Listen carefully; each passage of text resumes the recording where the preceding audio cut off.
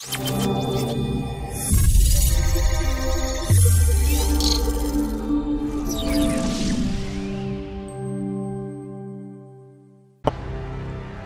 recently held an online event proudly titled The Future of Gaming. The live stream that ran for over an hour showcased the games that will be released on the PlayStation 5 and ended with the reveal of the actual PlayStation 5 itself. While the live stream was watched by more than 7 million people worldwide across multiple platforms, the question remains, was it enough to entertain gamers all over the world during this tough time? Let's talk about both the good and the bad of it.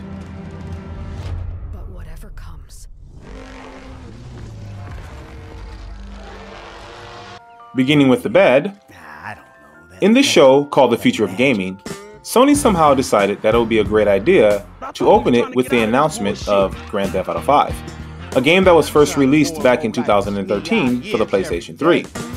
To make it even worse, the trailer almost was seen as the same as the trailer we have seen or known for over 7 years, only with more information about the new content for the PlayStation 5 version of the game.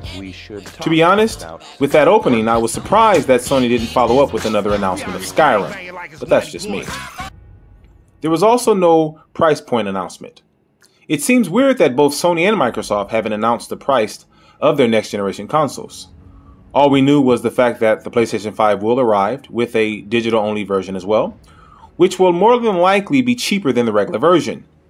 Another interesting point we should consider is that during an interview with BBC, Jim Ryan, CEO of Sony Interactive Entertainment, stated that they are emphasizing or placing a lot of emphasis on value rather than the price. And so judging from that statement, it seems like the PlayStation 5 won't be as cheap as we may have liked for it to be. In addition, there is also no release date announcement as of yet.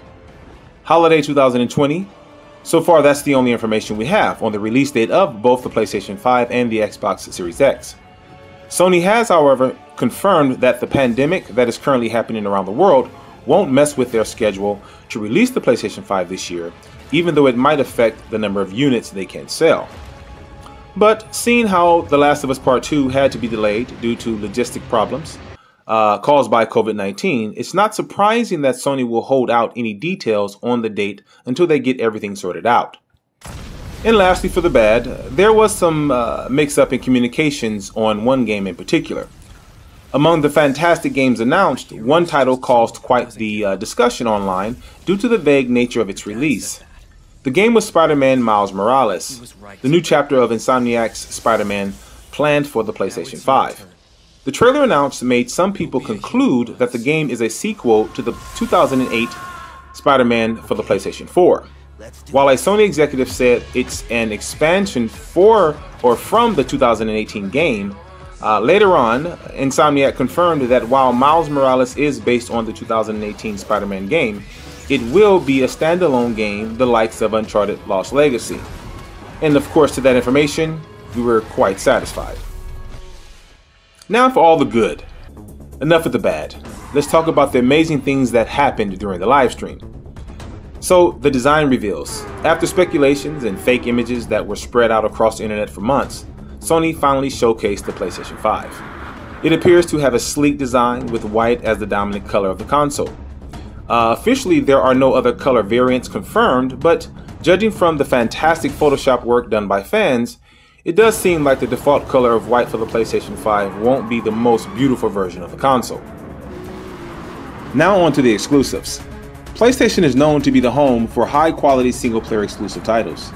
So, it's not surprising to see that the second game announced in the event is a single-player exclusive game for the PlayStation 5 in the form of Spider-Man Miles Morales. That game will be released this holiday, and we're quite excited about that.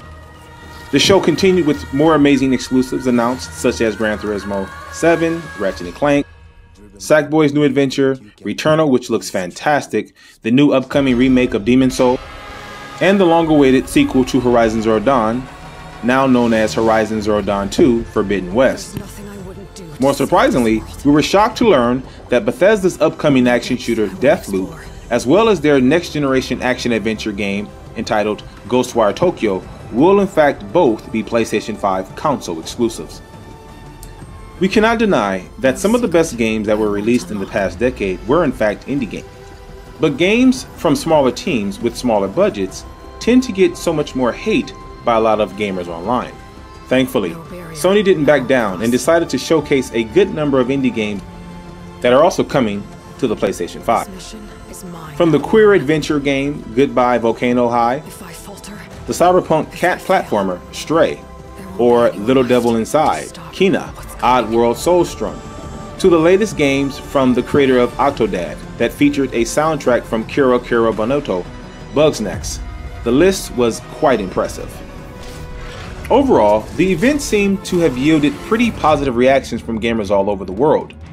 Although, without any details on the price and release date, it still seems hard to decide which one will conquer the game industry for the 9th console generation. But judging from the games announced, Microsoft certainly needs to take caution against the PlayStation 5's amazing library of games. And there you have it.